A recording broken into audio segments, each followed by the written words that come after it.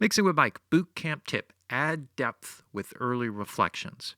Early reflections help us to define a sound field or a space that we're in. So if you're standing in a room, there will be reflections when you make noises off the surfaces, off the ceiling, floor, and walls, the first ones that hit you, that will define the size of the space. So even if you were blindfolded and you walked into a space and you made a sound, you would get a sense of whether it was very small, like a closet size, or whether it was a very big space, regardless of how long the reverb time was.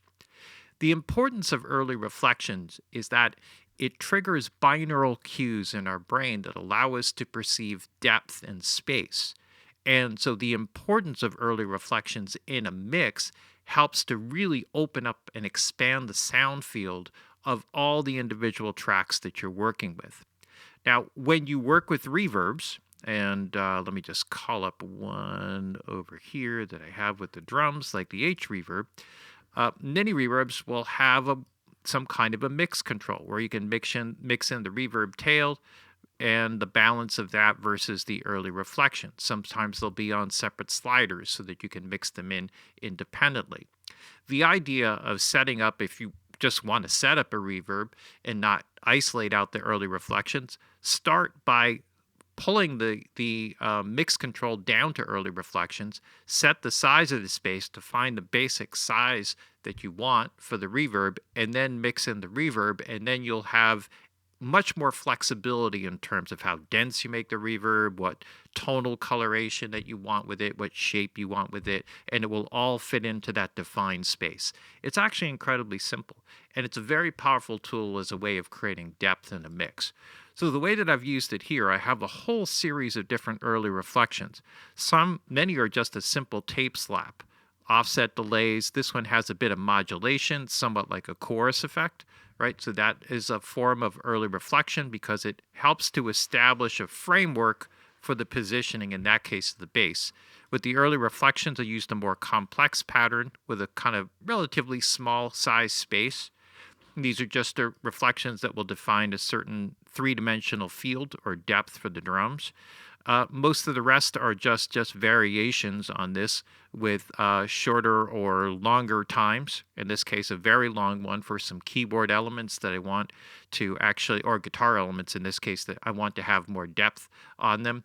And even on the lead vocal here, what I've done is just made a super short, non-linear reverb with a little bit of, in this case, there'll be the pre-delay that exists is just the delay it takes for the signal just to process through it, and that acts as like a short, tight, kind of soft reflection for the vocal, which I want to be very dry and upfront. And then you could do all kinds of things like putting imager processing and things like that to help bring some width and focus to bring things out. Use different things like, use a SansAmp or something to give it a particular tonal coloration so you can fill out warmth or body in a vocal if it needs it. Early reflections are very powerful. So now what I want you to do is to focus on this mix. So what I have is all the early reflection tracks here grouped together so I can mute and unmute them. And I'm going to play this initially without the early reflections, and then I'm going to bring the early reflections in. What you really want to focus on, because when you listen to the mix initially, you'll hear all the separation and isolation between the different instruments, but they'll all kind of sound like they're somewhat up front, balanced, they all work together, they all kind of have their own place, left, right in the mix. But without the early reflections, there'll be a limited amount of depth field between them. As soon as I bring in the early reflections, what will happen is you'll feel more depth and front-back separation between the elements of the mix. It's subtle at first, but if you really pay attention to the depth field, then you'll get the whole idea of the early reflections. You won't hear much of a change in terms of the tone or balances or levels of anything because it's just wet signal. And it's actually, in this case, mixed very low. Many of these tracks are at like minus 30, minus 25, etc. So they're down low in the mix. They're not mixed in very loudly. All right, so let's have a listen. This is without, and then I'll start bringing them in and out just so you can hear what the difference is. Sitting on the ground, facing the static canal, look for a way to roll over. Murder by satellite, or praying mantis, at least I'm an organ donor. All right, so now I'm going to play it in, and then we'll continue, and I'll take it in and out through different sections of the song. So here we go. Check this out now with. Sitting on the ground, facing static, can I look for a way to roll over? Murder by satellite, or praying mantis, at least I'm an organ donor. It's automatic, this is in my tree, you're making me itch.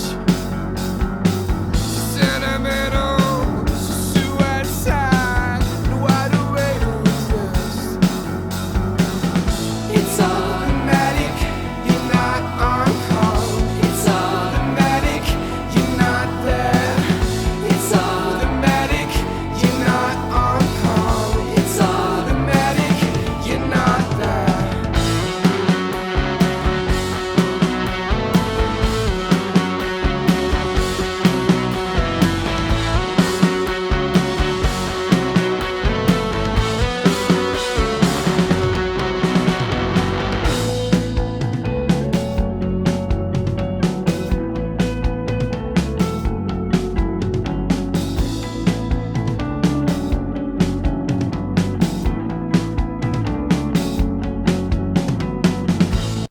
Okay, so now the difference there is subtle, and it's meant to be subtle. You get this very basic feeling of depth, like this really simple opening up of the mix, right? It's not something that is very dramatic, and it's meant to be that way. And in fact, one of the big mistakes that people make when they do early reflections is they mix them in too loudly. And what it does is it actually creates more chaotic information that can make the mix confusing. Now, the purpose of the early reflection is to define the space. In this mix, we haven't added any effects in. Some of the elements of the mix, like guitars and things like that, have effects built into them. The early reflections, help to open up or draw out the reverb and delays that already naturally exist and kind of pull them out and spread them out into the sound field, allowing there to be more depth. I'm just going to do one quick thing here just to mix this up so you get a sense of what it's doing.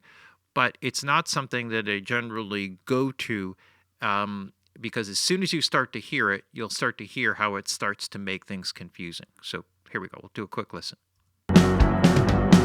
Sitting on the ground, facing static, can I look for a way to roll over? Murder by satellite, or praying mantis, at least I'm an organ donor. It's automatic, this is in my tree, you're making me itch. Sentimental, suicide, no other way to resist. So you could see there when I overmix it, now it becomes an effect, right? And you could hear the slap. And actually, initially, when you set them up, you want to listen to them loud so that you can get a sense for what it's actually doing, right? And this can actually help you to warm up a sound that needs a little bit of warmth in it, or brighten up something, or lift something up that is a little bit dark. And you can use these to help shape the sound, shape the quality of the space that you put the reverb in and the other effects in. It's a great way to add depth to the mix in a subtle way, and it's going to make working, which will be a later tip, all of the use of reverb and what effects that you put into those spaces essentially that you're creating. It now opens up a palette of whole other level of possibilities, where having long reverbs all of a sudden is not a problem, or dark or dense reverbs is not a problem, where with everything flat, it all gets mushed together and you end up with this big soup of sound that ends up muddying everything up. So early reflections, a really powerful way to open up your mix, add depth to it, and then give yourself a container to put your the effects that you do want to hear, the reverb with the different tonal colorations, delays, whatever it is that you want to throw in there, just to fill out and give yourself some a creative palette to kind of work with. The way that you basically get to the early reflections and all the details about how you set them up for all the individual instruments and vocals and etc., and a lot of the details and different variations of early reflections can be found at the boot camp. Boot camp is at mixingwithmike.com. You can check it out there. and you'll find much, much, much more information about creating depth, including all of the different ways you can create it with EQ, with compression levels, with early reflections, reverbs, etc., etc., etc. And check it out.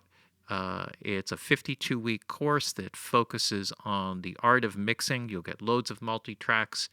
There's lots of listening exercises, commercial mix analysis, so you'll get to hear all the Serban Gena mixes and all the other great mix engineers that you love. I'll break down exactly what it is that they're doing, how the production and the mix decisions are set to stage the mix in such a way that it sounds dynamic and alive, and you'll learn all of those techniques in the course.